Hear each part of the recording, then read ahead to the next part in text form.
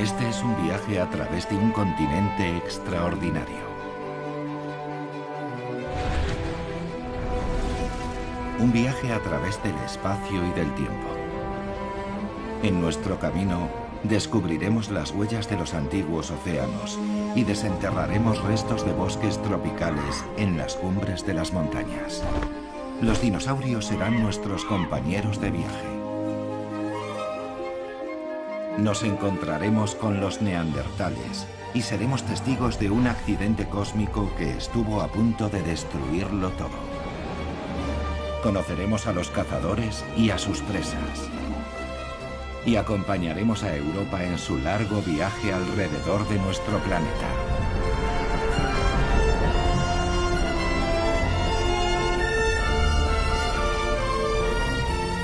$300 millones de años. Primera parte. La gran colisión.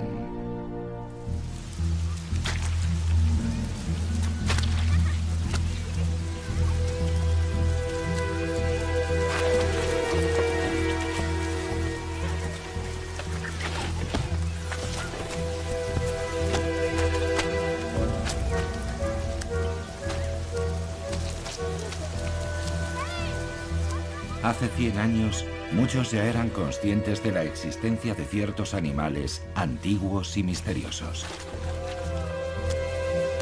Una y otra vez salían a la superficie evidencias de una Alemania mucho más antigua, un lugar habitado por extrañas criaturas. Este solo fue un hallazgo más de aquellos tiempos prehistóricos. Los huesos de un animal legendario. La era de los dinosaurios había comenzado. Ellos dominarían la Tierra durante los siguientes 150 millones de años.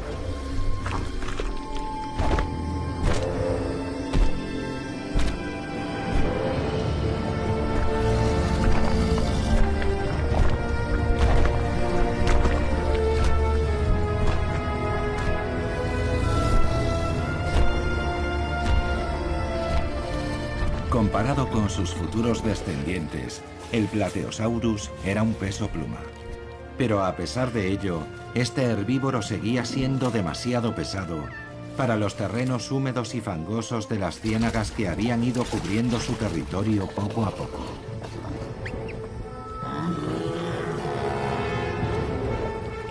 El viscoso limo los engullía como arenas movedizas.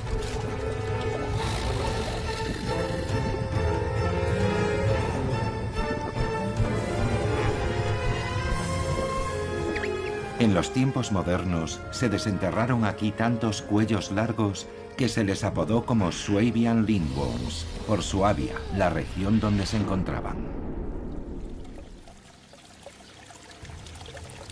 Estas criaturas señalan el comienzo de la historia de los dinosaurios.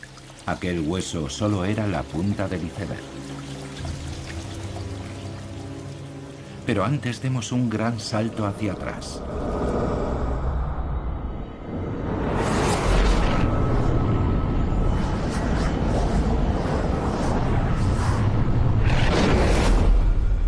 El joven planeta Tierra todavía era una resplandeciente bola de fuego. No había aún ninguna señal de nuestro planeta azul. Poco a poco nuestro candente planeta se enfrió. Aparecieron ríos, lagos y océanos. Fue entonces cuando del mar surgió el primer precursor de Europa. El continente apareció a miles de kilómetros de distancia, al sur, en el Ecuador.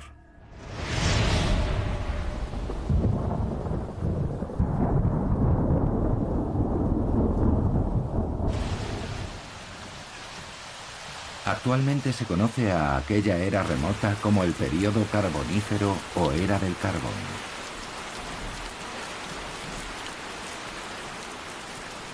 Entonces reinaba en los bosques una atmósfera extraña.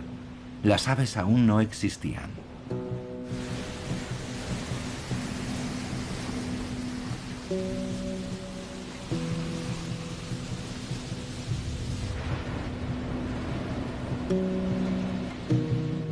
El clima era húmedo y caluroso. El oxígeno era muy abundante. Más altos, más lejos, más largos. Los helechos alcanzaban alturas de hasta 20 metros. Los gigantescos ciempiés prehistóricos llegaban a medir 2 metros de largo.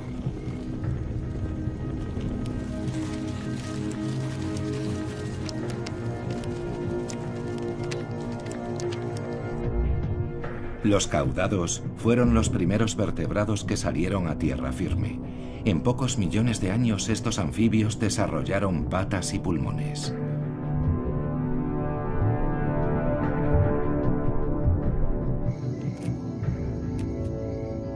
Y por primera vez, los animales conquistaron el aire. Las libélulas gigantes patrullaban las alturas, con 4 alas que se movían independientemente, como las de sus modernos descendientes, eran hábiles cazadoras.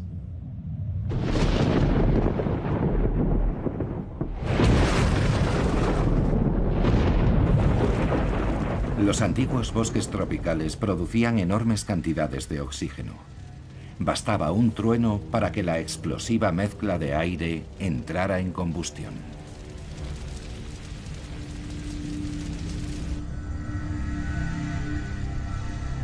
En aquel momento Europa estaba situada en la intersección de 2 vastas masas continentales. La colisión entre ellas originó una cordillera montañosa que podría haber sido tan alta como los Alpes actuales si no hubiera comenzado a desmoronarse tan deprisa como se había formado.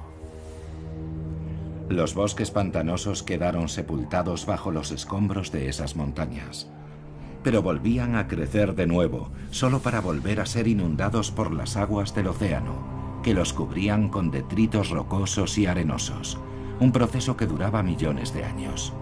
Sin oxígeno las plantas no se pudrían. Primero se convertían en turba, luego en lignito y finalmente en hulla.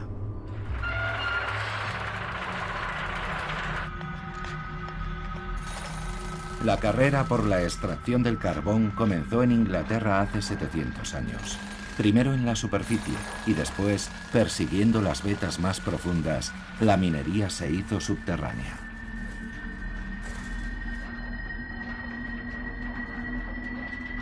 La energía almacenada inicialmente en las plantas iba una vez más a salir a la luz.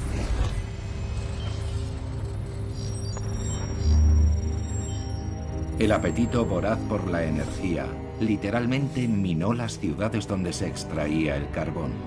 El subsuelo se llenó muy pronto de galerías y túneles subterráneos.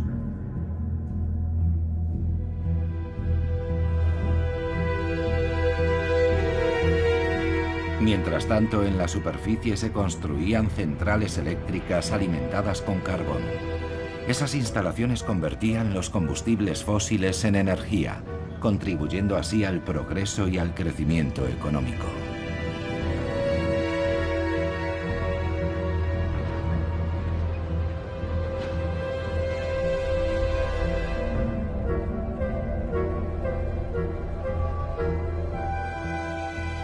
La escoria acumulada en el exterior de las minas de carbón saca nuevamente a la luz los bosques primigenios enterrados hasta entonces. Sus huellas pueden verse en los delicados contornos que los especímenes gigantes dejaron en los estratos de carbón. Los enormes helechos habían quedado inmortalizados en la piedra, al igual que los ciempiés gigantes.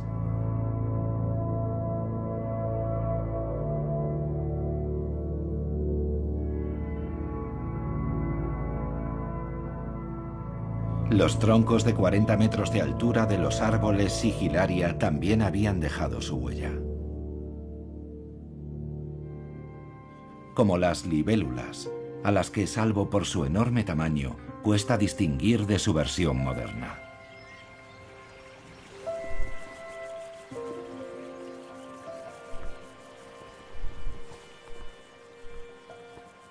El diseño de la espectacular libélula apenas ha cambiado en millones de años.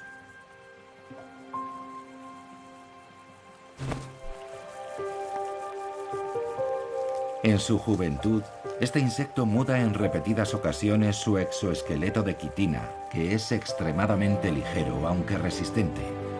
Bajo esa armadura desechable, su cuerpo está dividido en segmentos blandos.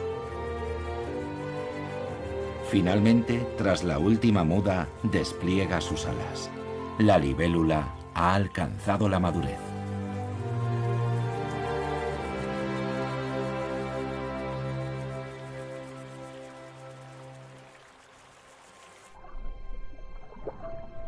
Los descendientes de los caudados tampoco se han reinventado a sí mismos.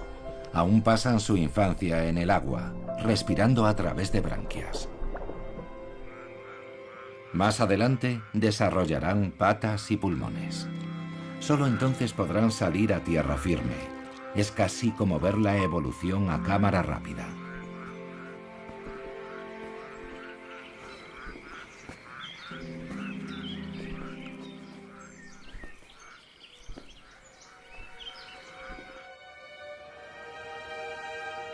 En la Europa central de la prehistoria, aquí se alzaba una enorme cordillera montañosa, de la que no queda ya casi nada. La erosión desgastó esa cordillera del período carbonífero prácticamente hasta su desaparición. La erosión de sus cumbres llenó los valles de rocalla. Lo que queda son los vestigios de las cordilleras del Carbonífero del sur, del este y del oeste de Europa occidental, los Sudetes, el macizo del Rin y las Árdenas. A menudo el agua se acumulaba sobre los estratos arcillosos impermeables del suelo de los valles, creando lagos. Contemplando el verde paisaje actual, cuesta imaginar que antaño se agitara aquí un océano primigenio.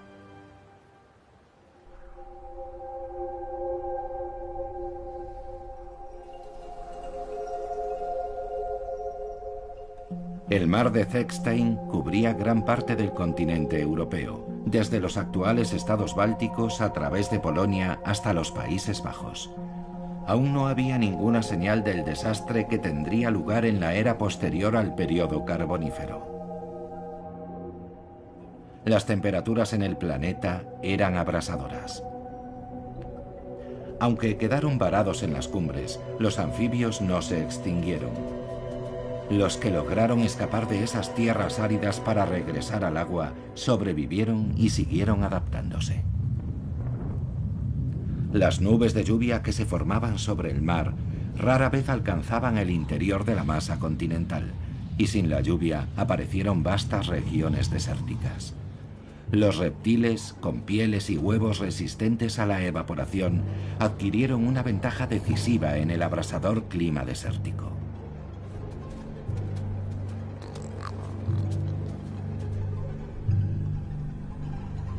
Durante un periodo de 150 millones de años, las cordilleras montañosas cubiertas por el océano se fueron erosionando y luego se volvieron a secar. Lo que quedó fue un paisaje de valles polvorientos atravesados por profundos ríos y arroyos. Los peces del fango encontraron una forma ingeniosa de salir del agua. En vez de pulmones desarrollaron cámaras branquiales que llenaban con agua que enriquecían constantemente con oxígeno, boqueando mientras avanzaban por la tierra. Los peces del fango no son el vínculo entre los peces y las criaturas terrestres. Al contrario, son la prueba de que, para cada reto, existen varias soluciones. Cualquier animal tardaría millones de años en dar el salto desde el agua a tierra firme. Los cangrejos también dieron ese salto. Cuando la marea baja, buscan comida en la arena. Por muy diversas e ingeniosas que puedan parecer las adaptaciones de los animales y las plantas, la naturaleza, sin embargo, los obliga a empezar de cero una y otra vez.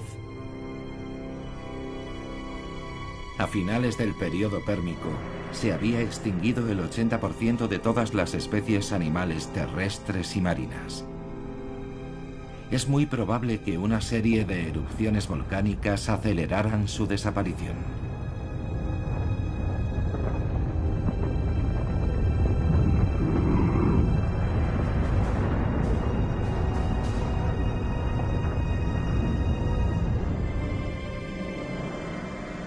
El clima era un caos. Las algas proliferaron y las bacterias devoradoras de oxígeno crearon zonas muertas en los océanos, envenenando toda la vida marina. A lo largo de la historia del planeta se han sucedido repetidamente extinciones masivas similares, que causaron la desaparición de grupos enteros de animales.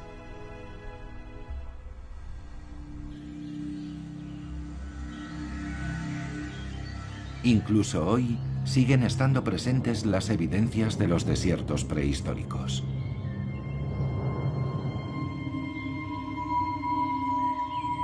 En el bosque del Palatinado, situado en la frontera franco-alemana, se formaron depósitos de arena y arcilla cuyos estratos alcanzan los 400 metros de altura. La colorida arenisca cubría antaño todos los valles, incluido todo el bosque del Palatinado. Pero el viento y el agua erosionaron casi por completo la piedra sedimentaria, que era muy porosa, creando extrañas formaciones rocosas.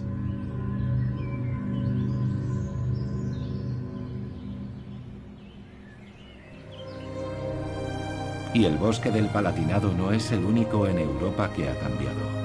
En todo el continente los helechos arbóreos gigantes fueron reemplazados por otras especies, píceas, hayas, robles y pinos. A primera vista este mar de árboles parece vacío y monótono, pero en realidad está lleno de vida y de sorpresas. En el sur del continente, el pino mediterráneo cubre todo el paisaje. En Europa central y oriental es el haya, y más al norte se extiende la taiga. Pero aunque estos bosques puedan parecer vírgenes, hace mucho tiempo que dejaron de serlo. Aquí, la silvicultura y la caza moderna han modelado el rostro de la naturaleza. La cigüeña blanca fue una de las primeras especies que llegó a los bosques aluviales. Estas aves, que inicialmente nidificaban en los árboles, fueron las primeras en ocupar los tejados y las chimeneas, cuando los seres humanos empezaron a cambiar su hábitat. Aún así, desde tiempos inmemoriales, el bosque ha seguido siendo un lugar encantado, envuelto por el misterio. Los bosques oscuros y profundos son la fuente principal de las leyendas y de los cuentos de hadas. Por la noche aún se puede sentir el espíritu del bosque primitivo.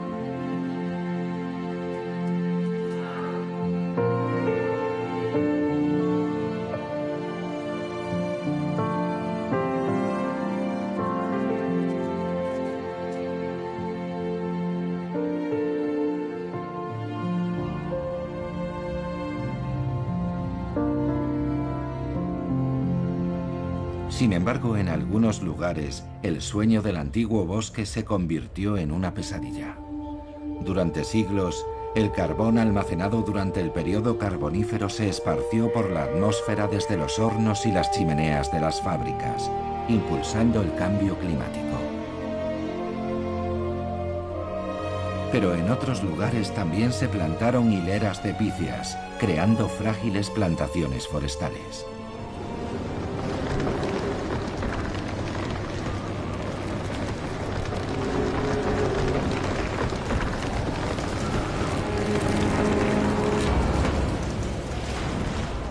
Una fuerte tormenta invernal puede arrancar a su paso los árboles de raíz y destruir todo el bosque.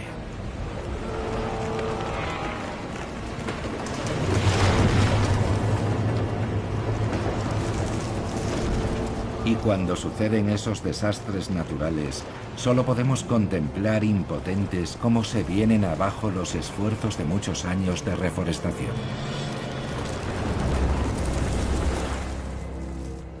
En el Parque Nacional de Baviera se han establecido las denominadas células forestales, áreas en las que los árboles caídos no se tocan, permitiendo que el bosque se regenere mediante sus propios mecanismos. Así queda abierta aquí la temporada de caza para los insectos. Los voraces escarabajos de la corteza pueden hacer su destructivo trabajo sin ser molestados. Estos escarabajos depositan en la madera sus huevos, y cuando estos eclosionan comienza el festín. Al igual que una plaga bíblica, los insectos arrasan el bosque de Picias. Pero todo final lleva consigo la semilla de un nuevo comienzo. Aunque de forma involuntaria, la perniciosa plaga ayuda a que surja un mundo nuevo, más natural y lleno de color.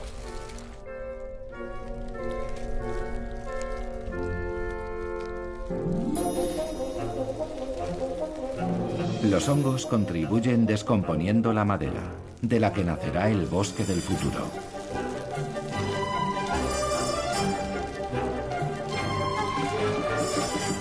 Las setas crecen a una velocidad asombrosa. Prácticamente surgen de la noche a la mañana.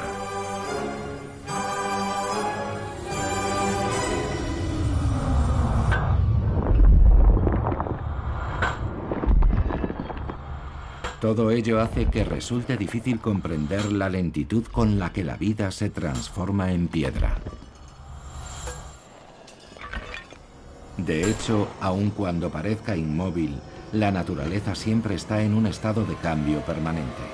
Continentes enteros migran, animales y especies vegetales desaparecen y surgen otras nuevas.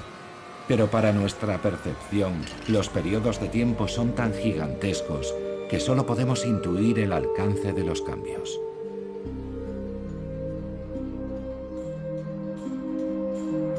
Los acontecimientos de muchos milenios pueden estar comprimidos en tan solo 5 centímetros de piedra.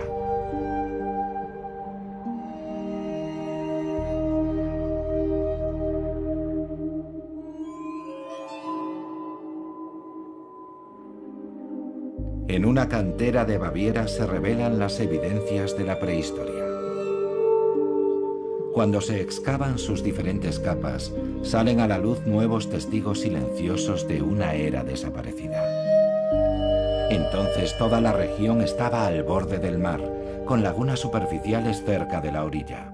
Bajo el agua, los arrecifes de corales cubrían la costa.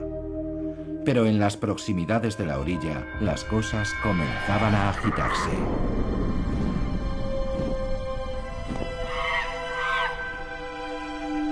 Bienvenidos al Parque Jurásico de Europa.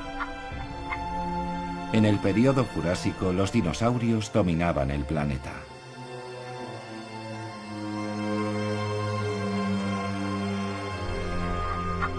Hábiles voladores, cazadores veloces y gigantes blindados, los dinosaurios conquistaron prácticamente cada rincón de cada hábitat.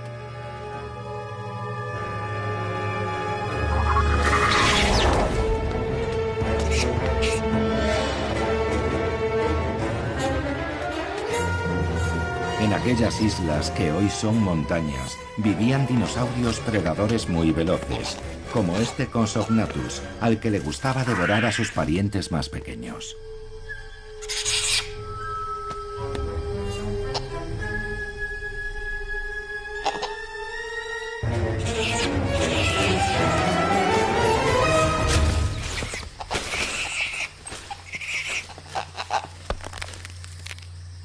Aquella era salvaje fue testigo del nacimiento de una extraña criatura, con garras y una larga cola ósea, el Archaeopteryx.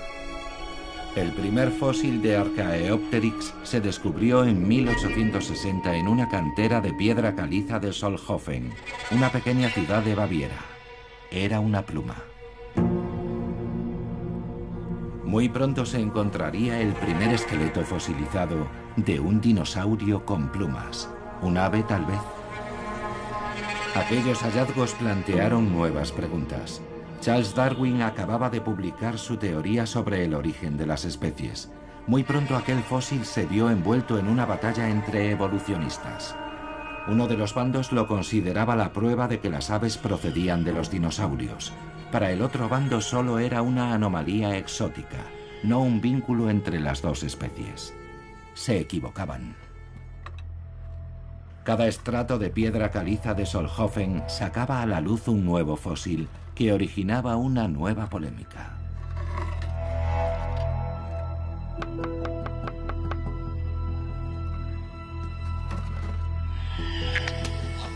Un descubrimiento que nadie había imaginado. El Archaeopteryx no era el primer dinosaurio con plumas.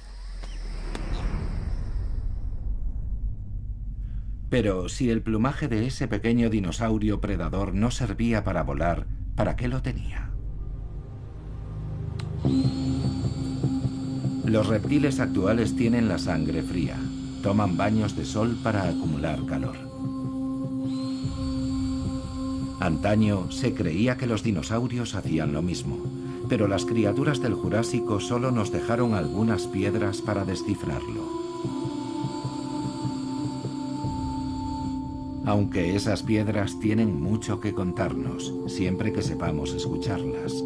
En ocasiones en el interior de los fósiles se conservan delicadas estructuras.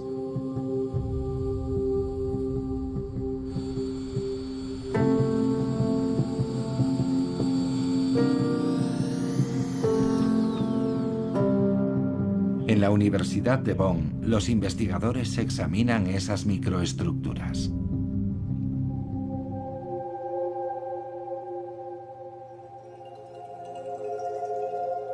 Los científicos han descubierto en el interior de los huesos de los grandes dinosaurios herbívoros anillos de crecimiento similares a los de los árboles.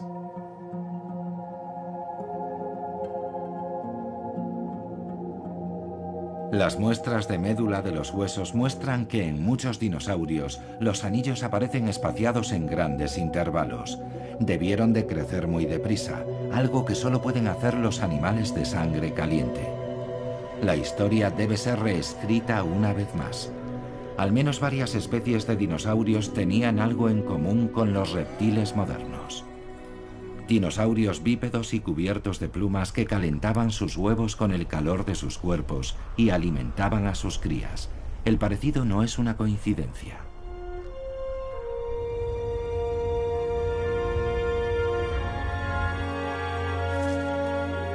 El águila real, que aquí sale en busca de una presa, desciende de los dinosaurios, al igual que el mirlo común y la golondrina.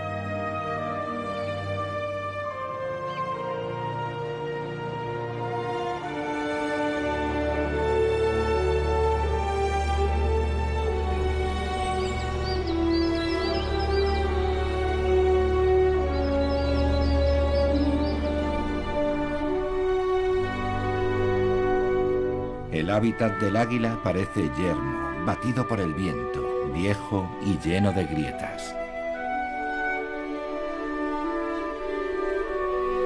Pero las apariencias son engañosas. Las montañas de los Alpes son relativamente jóvenes. Hace solo 200 millones de años aún seguían bajo el mar. Hoy, las huellas del antiguo océano siguen encerradas en el interior de la piedra caliza alpina de Dachstein. Desde hace tiempo, las misteriosas huellas del macizo de Dachstein nos plantean preguntas desconcertantes. Estos son los descendientes de los habitantes de un océano cálido, del que los Alpes aún tenían que emerger. Entonces, gran parte de la región alpina tenía el aspecto de un paisaje tropical submarino.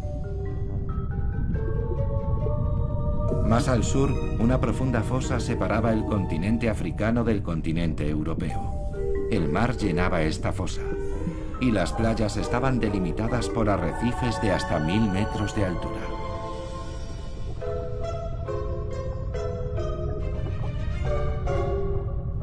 Los habitantes más pequeños de aquel mar tenían que protegerse de los dinosaurios marinos. Incluso en la oscuridad, los arrecifes alpinos no eran un lugar seguro.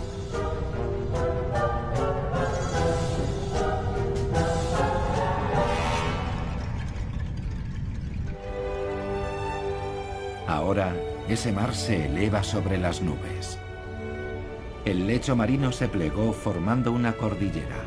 Sus 1000 kilómetros de longitud se estrujaron como un acordeón, y ahora solo tienen 100 kilómetros de anchura. Este escarpado paisaje montañoso es el resultado de la colisión de dos continentes. El continente africano presionaba desde el sur contra Europa. De una forma increíblemente lenta, la corteza terrestre se partió, se elevó y se amontonó en diferentes capas. Y así, desde el fondo de un antiguo océano, los Alpes calizos se elevaron hasta alcanzar una gran altura.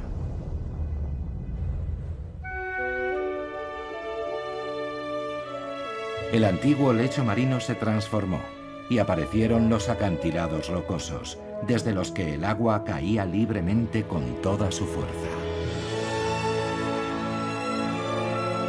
La energía constante del agua volvió poco a poco a erosionar la montaña.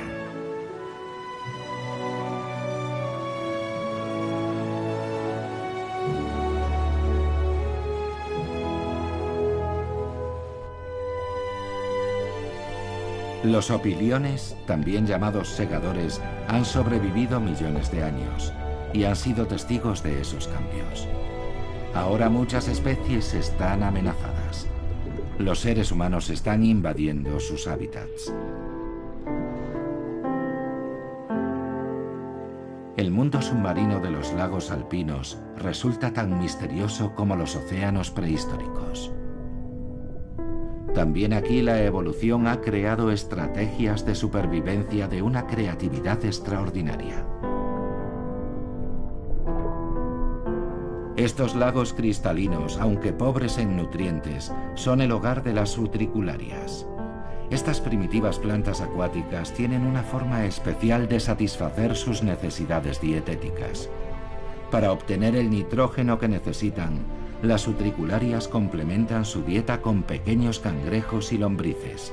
Los animales más pequeños quedan atrapados en sus vejigas, donde son digeridos lentamente por esta planta carnívora. En la era de los dinosaurios, el antepasado prehistórico del lucio también cazaba en estas aguas.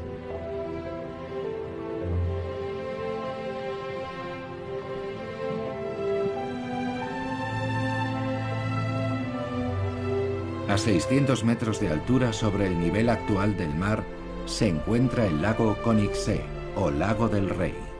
Aquí, el lucio y las plantas carnívoras cazan sobre los vestigios de los arrecifes de coral, que se elevaron hasta una altitud muy superior al límite arbóreo.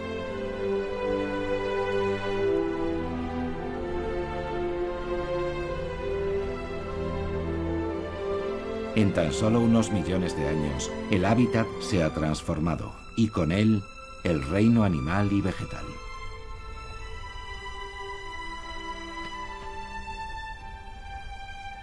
La marmota, que vive a una altitud de 1000 metros, está perfectamente adaptada al clima alpino. A diferencia de otros mamíferos, es incapaz de jadear para enfriar su cuerpo. En un clima más cálido, la marmota no sobreviviría a los rigores de sus continuas guerras territoriales.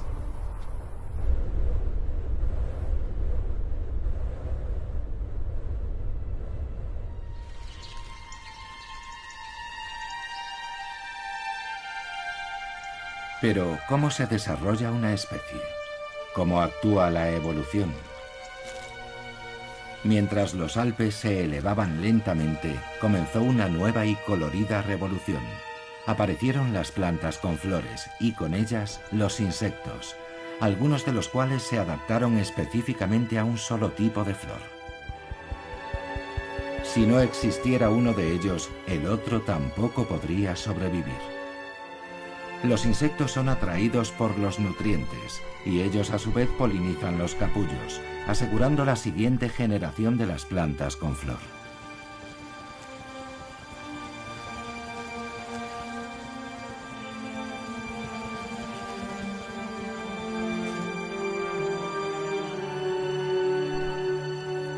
Aún se desconoce exactamente cómo empezó esta interacción o adaptación mutua.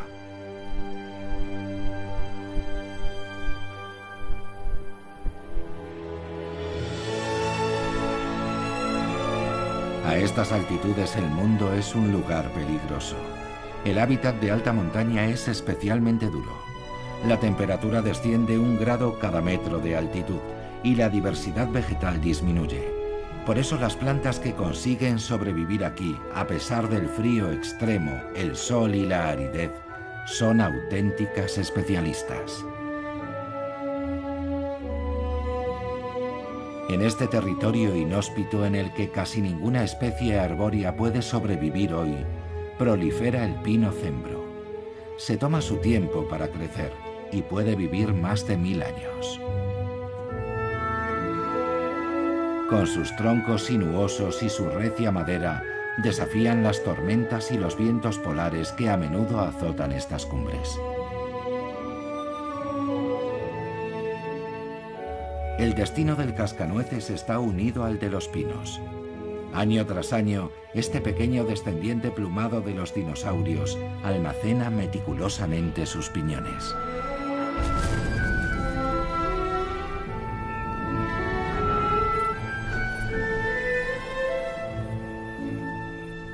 En otoño, un solo pájaro es capaz de guardarlos hasta en 6000 escondrijos.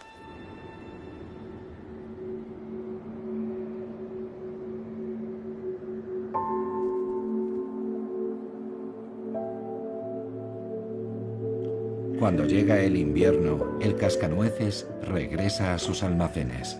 Puede recordar la mayoría de ellos, pero no todos. Muchas de las semillas olvidadas en esos escondrijos brotarán en primavera, permitiendo que crezcan nuevos árboles. De forma que el cascanueces no solo se alimenta gracias al pino suizo, también asegura la existencia y la continuidad de la especie.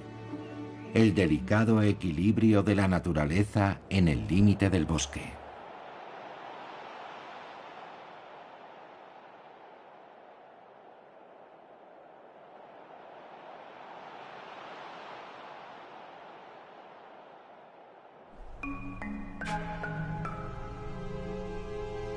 Lo que antaño era el fondo del mar, hoy es el reino de los acróbatas.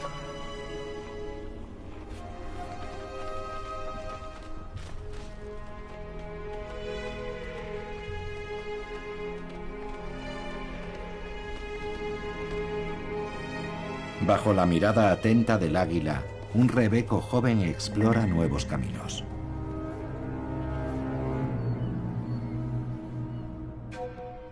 A pesar de ser escaladores consumados, los desprendimientos y las avalanchas de rocas a menudo causan muchas víctimas, sobre todo entre los más jóvenes. Las águilas aparecen en escena inmediatamente. Las cabras salvajes y los rebecos recorren las escarpadas laderas rocosas de la montaña en busca de una sustancia esencial, la sal.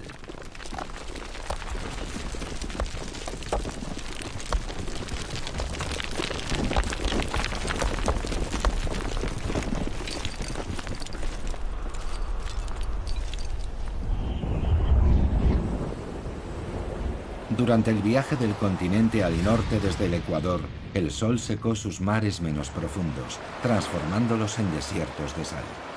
Los océanos del período pérmico también dejaron su huella aquí, en el extremo sur de Alemania. Actualmente esos estratos salinos atraviesan las rocas de los Alpes de Berchtesgaden.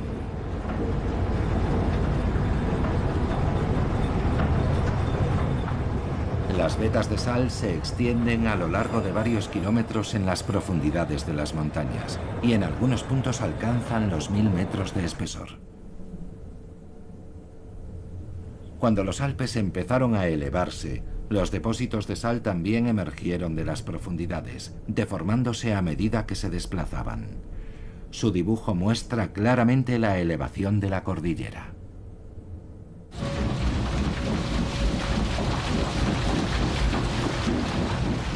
En Berchtesgaden se extrae la sal desde hace más de 500 años. Las perforadoras siguen las vetas de sal en el interior de la montaña. Los pozos y los túneles penetran en las profundidades de la roca de sal.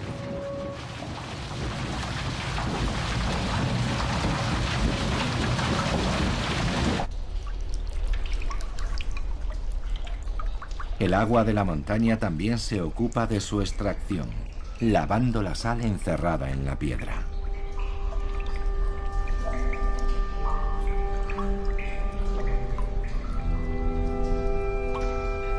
Esta salmuera es casi tan salada como el agua del Mar Muerto. El viejo ciclo se repite una y otra vez. Cuando el agua se evapora, queda la preciada sal.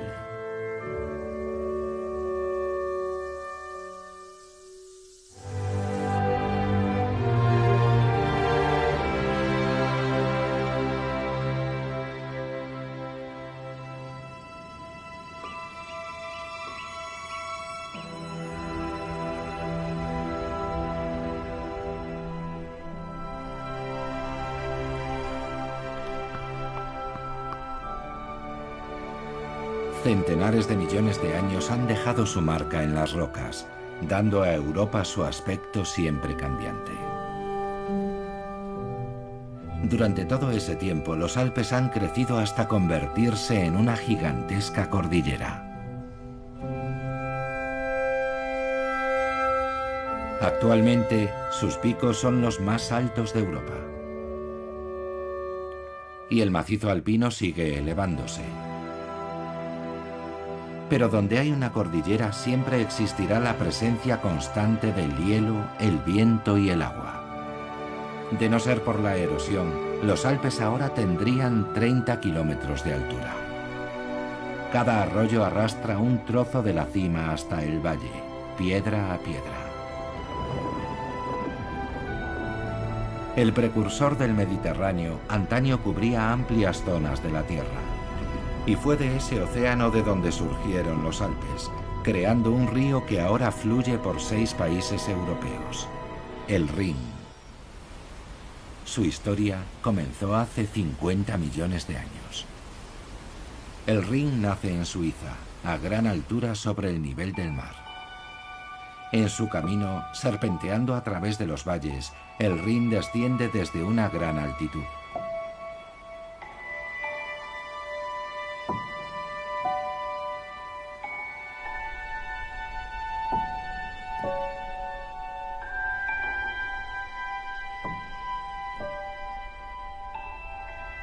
El Rin alpino arrastra a su paso arena y piedras, debido a la erosión de las cumbres de la cordillera. 7 millones de toneladas cada año. Todas se depositan poco a poco en el lago de Constanza. El río rellena así la depresión creada por los glaciares de la Edad de Hielo. El mismo lago de Constanza fue labrado sobre la corteza por las lenguas de los glaciares. En su retirada, estos dejaron un gran lago formado por el agua del deshielo, rodeado de altos muros de rocas.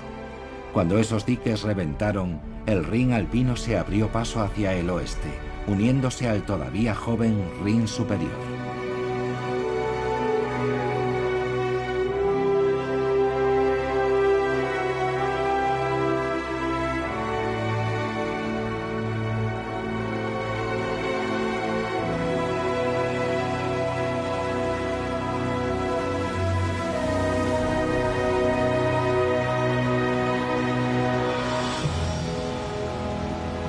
En las cataratas del Rin, muy cerca de Schaffhausen, Suiza, caen hasta 700 metros cúbicos de agua por segundo. Es la segunda cascada más alta de Europa.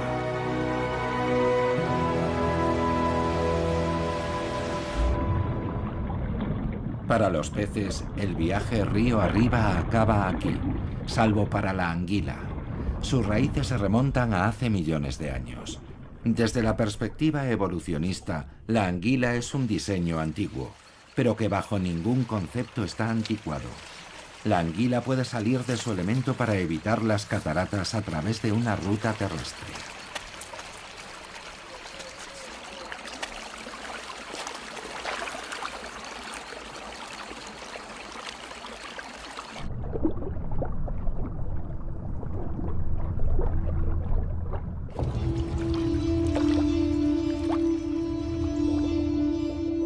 Se cree que el reinado de los dinosaurios llegó a su fin abruptamente hace 65 millones de años, con la colisión de un meteorito. Pero ese no fue realmente el final de su historia. Sus garras solo recuerdan ligeramente a los dinosaurios predadores de los periodos Cretácico y Jurásico. Pero el mirlo acuático es uno de sus descendientes vivos.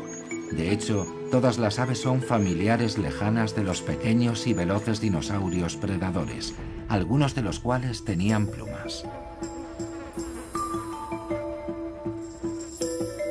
La lavandera cascabeña es una diestra cazadora de pequeños insectos, pero sus antepasados difícilmente se transformaron en acróbatas aéreos de una generación a la siguiente.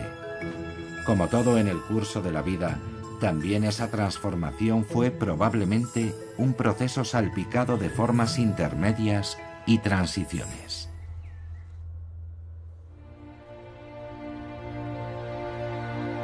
Nada más atravesar Schaffhausen, el Rin entra en Alemania, bordeando la frontera de la Selva Negra, un bosque famoso en todo el mundo. El territorio del urogallo se extiende bajo las sombras de las coníferas de montaña. El macho no es un as del vuelo, pero presume de un plumaje espectacular que demuestra a las hembras que su pretendiente sería una pareja sana.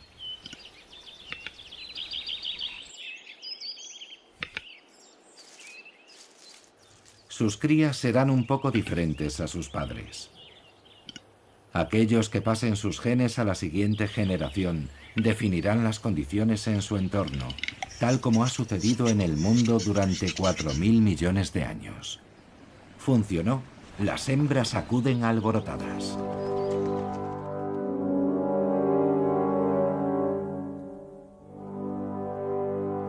Algunos miembros del reino vegetal también han sobrevivido a las extinciones masivas del planeta. Las primeras coníferas aparecieron hace mucho tiempo, en el período carbonífero. El abeto blanco es uno de sus ancestros. Crecen en las colinas de las regiones del centro y del sur de Europa y pueden alcanzar los 65 metros de altura. Estos árboles son un ejemplo vivo de los trucos que la evolución ha empleado con gran éxito desde tiempo inmemorial. Producen semillas protegidas y ricas en nutrientes y también polen aéreo, todo en un solo árbol.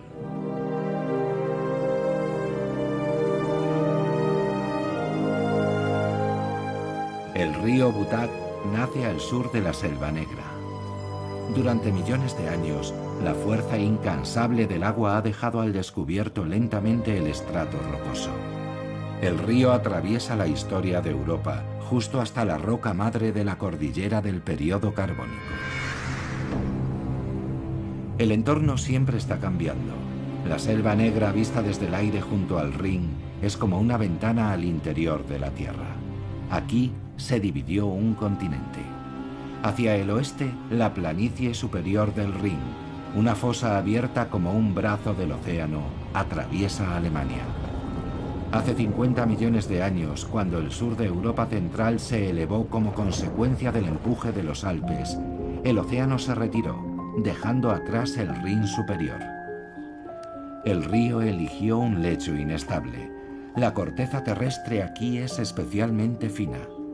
A menudo el magma se abría paso hasta la superficie. Milenios de erosión han pulido los cráteres volcánicos prehistóricos. Todo lo que queda de ellos son las laderas en forma de terrazas de Kaiserstuhl, algo así como la Toscana del Rin superior.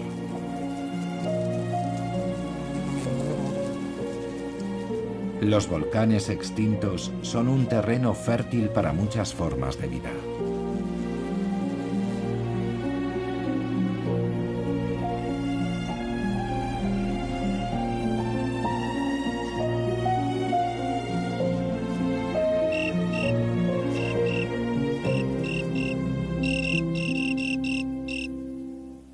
La jungla de hierbas y flores proporciona el camuflaje perfecto a esta extraordinaria cazadora, la mantis religiosa. Es la época de celo y la hembra está hambrienta.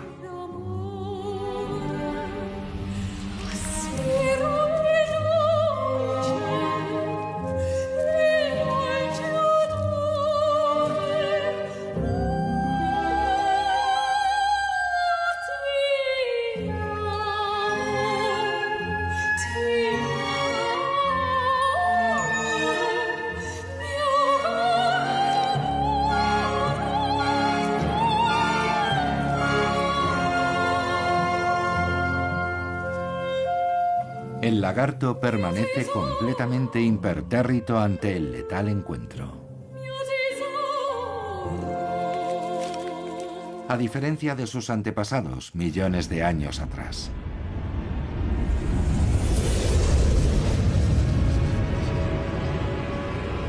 Esta colisión pudo ser el final de la era de los dinosaurios.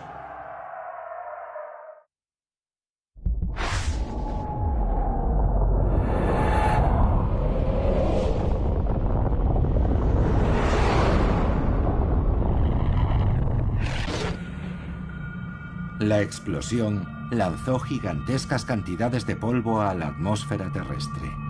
Durante meses el Sol permaneció oculto y las temperaturas cayeron drásticamente.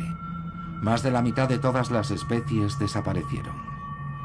El debate científico sobre si el meteorito fue la única causa de la desaparición de los dinosaurios continuará probablemente durante mucho tiempo. Pero una cosa es segura: había llegado la hora de los mamíferos. A la sombra de los dinosaurios aparecieron los primeros mamíferos. Eran criaturas pequeñas y humildes. Con la salida de los reptiles gigantes del escenario, el camino para ellos quedó despejado.